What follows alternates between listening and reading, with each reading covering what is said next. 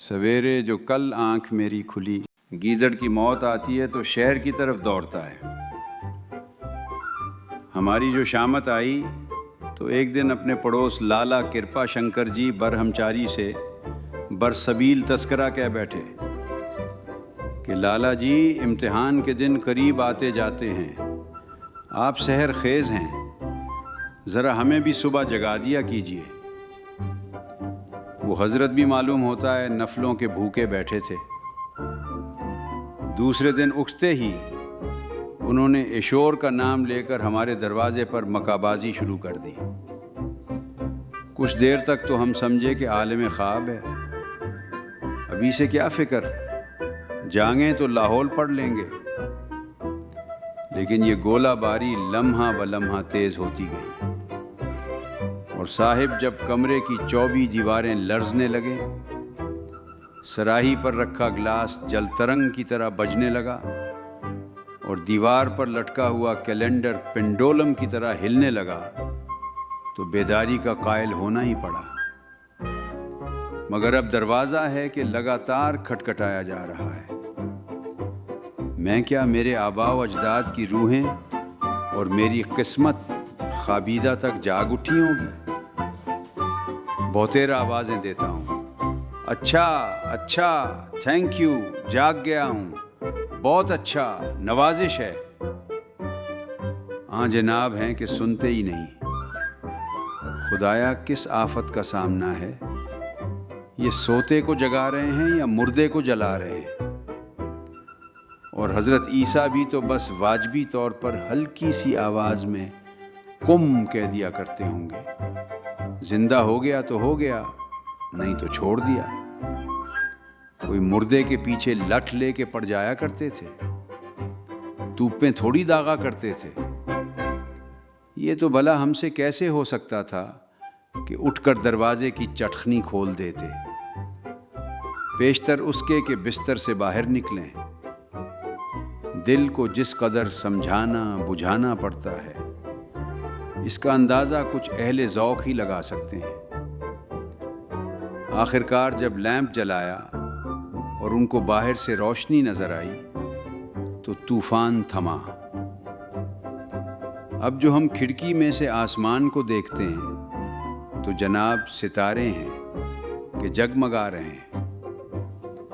سوچا کہ آج پتہ چلائیں گے یہ سورج آخر کس طرح سے نکلتا ہے۔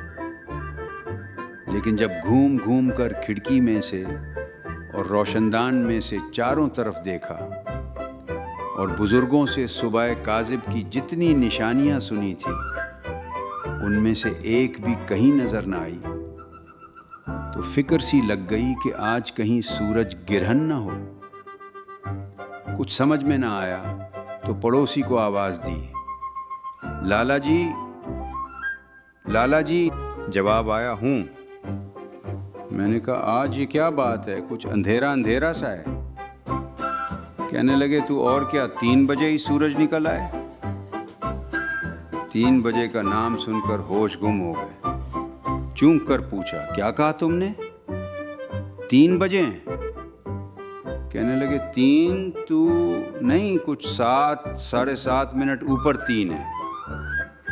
میں نے کہا ارے کم بخت، خدائی فوجدار بدتمیز کہیں کے، میں نے تجھ سے یہ کہا تھا کہ صبح جگا دینا، یا یہ کہا تھا کہ سرے سے سونے ہی نہ دینا؟ 3 بجے جاگنا بھی کوئی شرافت ہے؟ ہمیں تو نے کوئی ریلوے گارڈ سمجھ رکھا ہے؟ 3 بجے ہم اٹھ سکا کرتے تو اس وقت دادا جان کے منظور نظر نہ ہوتے۔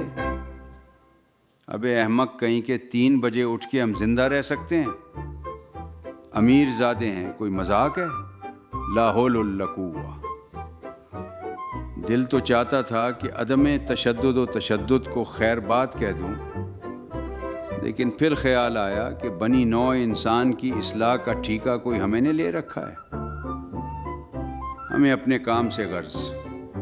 لیمپ بجھایا اور بڑبڑاتے ہوئے پھر سو گئے، اور پھر حسب معمول نہایت اطمینان کے ساتھ بھلے آدمیوں کی طرح اپنے 10 بجے اٹھے، 12 بجے تک منہ ہاتھ دھویا اور 4 بجے چائے پی کر ٹھنڈی سڑک کی سیر کو نکل گئے۔ شام کو واپس ہاسٹل میں وارد ہوئے۔ جوش شباب تو ہے ہی، اس پر شام کا ارمان انگیز وقت ہوا بھی نہایت لطیف تھی۔ طبیعت بھی ذرا مچلی ہوئی تھی۔ ہم ذرا ترنگ میں گاتے ہوئے کمرے میں داخل ہوئے کہ بلائیں زلف جانا کی اگر لیتے تو ہم لیتے، کہ اتنے میں پڑوس کی آواز آئی، مسٹر۔ ہم اس وقت ذرا چٹکی بجانے لگے تھے، بس انگلیاں وہیں پر رک گئیں اور کان آواز کی طرف لگ گئے۔ ارشاد ہوا، یہ آپ گا رہے ہیں؟ میں نے کہا، اجی میں کس لائق ہوں، لیکن خیر فرمائیے۔ بولے، ذرا وہ میں ڈسٹرب ہوتا ہوں بس صاحب۔ ہم میں جو موسیقیت کی روح پیدا ہوئی تھی فوراً مر گئی۔ دل نے کہا، اون نہ بیکار انسان، دیکھ پڑھنے والے یوں پڑھتے ہیں، صاحب خدا کے حضور گڑ گڑا کر دعا مانگی کہ خدایا ہم بھی اب باقاعدہ مطالعہ شروع کرنے والے ہیں، ہماری مدد کر اور ہمیں ہمت۔ آنسو پونچھ کر اور دل کو مضبوط کر کے میز کے سامنے آ بیٹھے، دانت بھینچ لیے، نکٹائی کھول دی، آستینیں چڑھا لی، لیکن کچھ سمجھ میں نہ آیا کہ کریں کیا۔ سامنے سرخ، سبز، زرد سبھی قسم کی کتابوں کا انبار لگا تھا۔ اب ان میں سے کوئی سی پڑھیں؟ فیصلہ یہ ہوا کہ پہلے کتابوں کو ترتیب سے میز پر لگا دیں کہ باقاعدہ مطالعہ کی پہلی منزل یہی ہے۔ بڑی تختی کی کتابوں کو علیحدہ رکھ دیا، چھوٹی تختی کی کتابوں کو سائز کے مطابق الگ قطار میں کھڑا کر دیا۔ ایک نوٹ پیپر پر ہر ایک کتاب کے صفحوں کی تعداد لکھ کر سب کو جمع کیا۔ پھر 15 اپریل تک کے دن گننے، صفحوں کی تعداد کو دنوں کی تعداد پر تقسیم کیا۔ 550 جواب آیا، لیکن اضطراب کی کیا مجال، جو چہرے پر ظاہر ہونے پائے۔ دل میں کچھ تھوڑا سا پچتا ہے کہ صبح 3 بجے ہی کیوں نہ اٹھ بیٹھے، لیکن کم خوابی کے طبی پہلو پر غور کیا تو فوراً اپنے آپ کو ملامت کی۔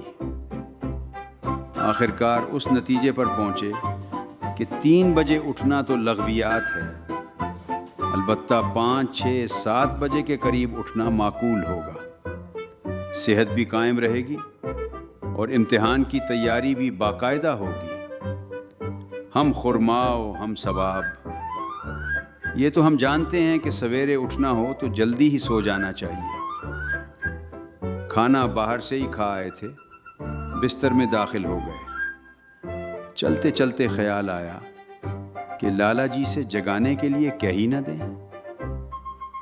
یوں ہماری اپنی قوت ارادی کافی زبردست ہے، جب چاہیں اٹھ سکتے ہیں، لیکن پھر بھی کیا حرج ہے۔ ڈرتے ڈرتے آواز دی، لالا جی۔ انہوں نے پتھر کھینچ مارا، یس۔ ہم اور بھی سہم گئے کہ لالا جی کچھ ناراض معلوم ہوتے ہیں۔ تتلا کے درخواست کی کہ لالا جی صبح آپ کو بڑی تکلیف ہوئی، میں آپ کا بہت ممنون ہوں، کل اگر ذرا مجھے 6 بجے، یعنی جس وقت 6 بجے۔ جواب نہ دارا۔ میں نے پھر کہا، جب 6 بج چکے تو؟ سنا آپ نے؟ چپ۔ لالا جی، کڑکتی ہوئی آواز نے جواب دیا، سن لیا 6 بجے جگا دوں گا، 3 گاما + 4 الفا +۔ ہم نے کہا، بہت اچھا، یہ بات ہے۔ توبہ، خدا کسی کا محتاج نہ کرے۔ لالا جی آدمی بہت شریف ہیں۔ اپنے وعدے کے مطابق دوسرے دن صبح 6 بجے انہوں نے دروازے پر گھونسوں کی بارش شروع کر دی۔ ان کا جگانا تو محض ایک سہارا تھا، ہم خود ہی انتظار میں تھے کہ یہ خواب ختم ہو لے تو بس جاگتے ہیں۔ وہ نہ جگاتے تو میں خود 1-2 منٹ کے بعد آنکھیں کھول دیتا، بہر صورت جیسا کہ میرا فرض تھا میں نے ان کا شکریہ ادا کیا۔ انہوں نے اس شکل میں قبول کیا کہ گولہ باری بند کر دی۔ اس کے بعد کے واقعات ذرا بحث طلب سے ہیں اور ان کے متعلق روایات میں کسی قدر اختلاف ہے۔ بہرحال اس بات کا تو مجھے یقین ہے اور میں قسم بھی کھا سکتا ہوں کہ آنکھیں میں نے کھول دی تھی۔ پھر یہ بھی یاد ہے کہ ایک نیک اور سچے مسلمان کی طرح کلمہ شہادت بھی پڑھا۔ پھر یہ بھی یاد ہے کہ اٹھنے سے پیشتر دیباچے کے طور پر ایک آدھ کروٹ بھی لی۔ پھر کا نہیں پتہ، شاید لحاف اوپر سے اتار دیا، شاید سر اس میں لپیٹ دیا، یا شاید کھانسایا خراٹا لیا۔ خیر یہ تو یقینی امر ہے کہ 10 بجے ہم بالکل جاگ رہے تھے، لیکن لالا جی کے جگانے کے بعد اور 10 بجے سے پیشتر خدا جانے ہم پڑھ رہے تھے یا شاید سو رہے تھے۔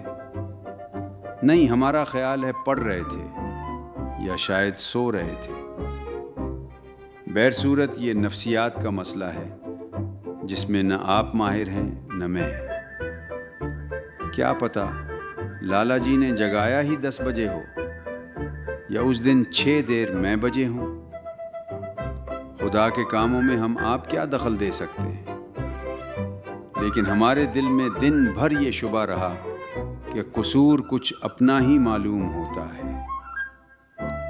جناب شرافت ملاحظہ ہو کہ محض اس شبہ کی بنا پر صبح سے شام تک ضمیر کی ملامت سنتا رہا اور اپنے آپ کو کوستا رہا، مگر لالا جی سے ہنس ہنس کر باتیں کی، ان کا شکریہ ادا کیا، اور اس خیال سے کہ ان کی دل شکنی نہ ہو حد درجے کی طمانینت ظاہر کی کہ آپ کی نوازش سے میں نے صبح کا سہانا اور روح افزا وقت بہت اچھی طرح صرف کیا، ورنہ اور دنوں کی طرح آج بھی 10 بجے اٹھتا۔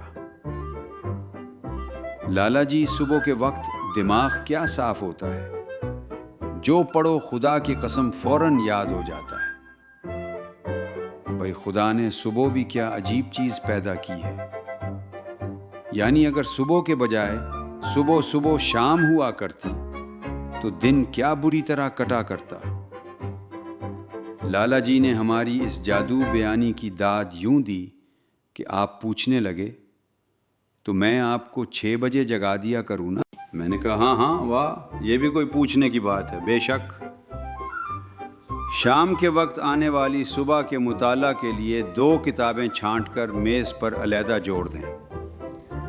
کرسی کو چارپائی کے قریب سر کا لیا، اوور کوٹ اور گلو بند کو کرسی کی پشت پر آویزاں کر لیا، کنٹوپ اور دستانے پاس ہی رکھ لیے، دیسلائی کو تکیے کے نیچے ٹٹولا، 3 دفعہ آیت الکرسی پڑھی اور دل میں نہایت ہی نیک منصوبے باندھ کر سو گیا۔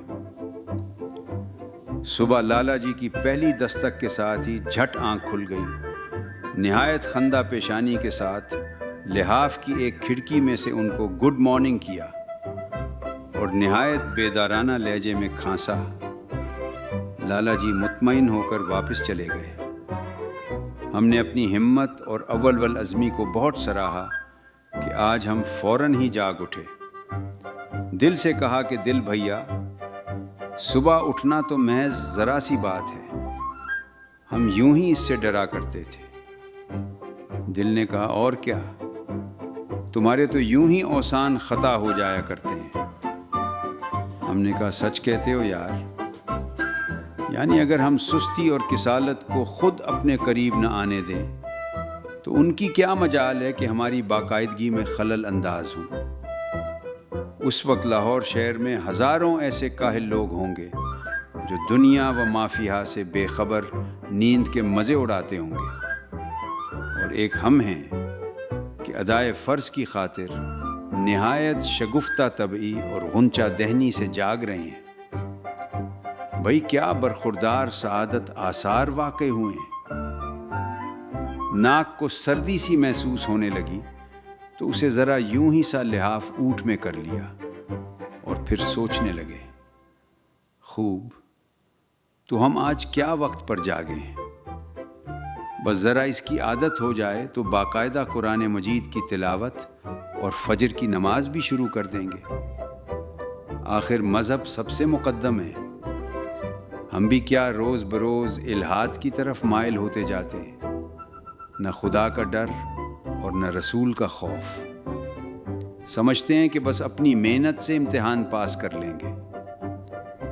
اکبر بیچارہ یہی کہتا کہتا مر گیا، لیکن ہمارے کان پر جوں تک نہ چلی۔ لحاف کانوں پر سر کایا تو گویا آج ہم اور لوگوں سے پہلے جاگے ہیں، بہت ہی پہلے، یعنی کالج شروع ہونے سے بھی 4 گھنٹے پہلے۔ کیا بات ہے!